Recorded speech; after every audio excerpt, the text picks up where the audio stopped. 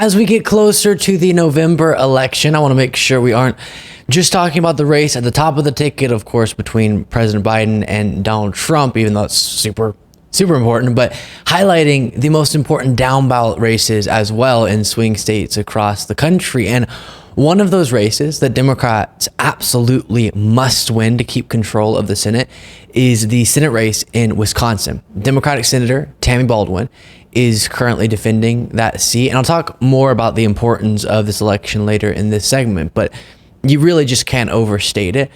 Before getting to that, though, let's discuss her challenger, a man by the name of Eric Hovde. He's jumped into the race, and he's given me major Dr. Oz vibes, a multi-millionaire, which nothing wrong with being wealthy unless you're using that wealth to self-fund an effort to get into office and implement bad policies. Then I have a problem with it.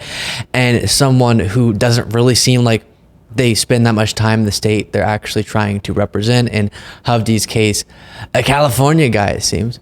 Here's an announcement video he posted, and then we'll discuss. Do you feel like America is slipping away? Our country is facing enormous challenges. Our economy, our healthcare, crime, and open borders. Everything is going in the wrong direction. All Washington does is divide us and talk about who's to blame. And nothing gets done. That's not the country I know and love. I'm Eric Hovde. I'm running for the U.S. Senate.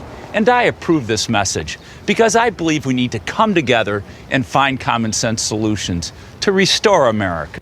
And of course, the issues he listed there are going to be properly addressed through anything but Republican governance. Economy, he brought up Biden Democrats like Tammy Baldwin have overseen a stunning economic recovery post-pandemic that focused on working class Americans and not just helping the super wealthy recover.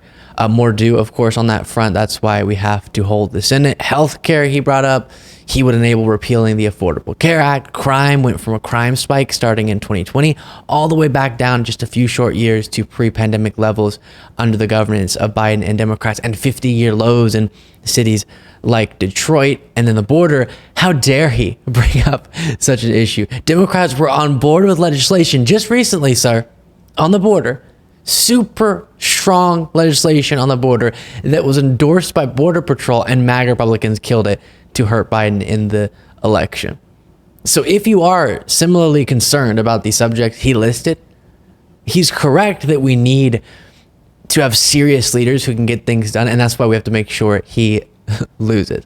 Now, let's think about, just for a second, I know it's not going to be fun, but let's think about it. The horrible scenario where Republicans take control of the Senate with an Eric Hovde victory in Wisconsin. What does that mean?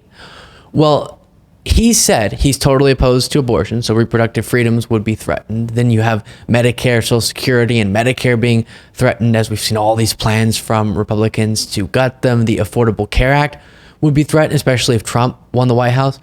Yikes. As he's been promising once again to repeal the Affordable Care Act. He failed last time he was president, but he wants to take another shot at it. And then, really imagine this. You know the disaster we've been observing in the House of Representatives for the last year with Republicans in the majority? Not a single significant policy achievement. Not one. Zero. Nothing. And then a bunch of ridiculous investigations, hearings, political stunts. And their most important concern has been investigating Joe Biden.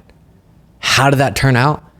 It's all crumbling right before our eyes. Their key informant turned out to be making it all up and was indicted for feeding false information to the FBI on this story all along. Do we really want that disaster in the Senate?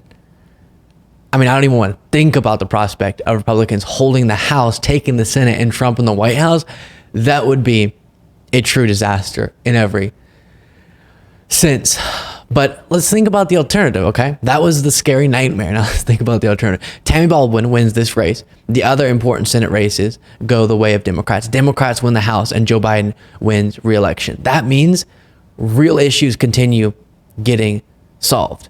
We saw a historic list of achievements with senators like Tammy Baldwin in office, Democratic majority in the House, and Joe Biden in the White House for the first 2 years of Joe Biden's presidency. The American Rescue Plan, Infrastructure Law, Inflation Reduction Act, Chips and Science Act, PACT Act, Gun Safety Bill, etc. Just imagine within another 2 years before the 2026 midterms what that could yield. Things in Biden's original Build Back Better plan that didn't get through initially could be back in the discussion. Paid family leave and wage increases, free community college, etc. We could actually take steps forward instead of waking up every day dreading what chaos will break out under Republican governance that day. What will Marjorie be doing? Wasting the time of Congress that day. And how will she be supported by the rest of Republicans? So this race, as you can tell, super important. If you are able to donate to Tammy Baldwin, please do so. I'll put a link to her site in the description of this video. Go check that out. And we'll be watching this race very closely. Make sure you're subscribed to the YouTube channel. You can become a member at lukebeasleyshow.com/membership.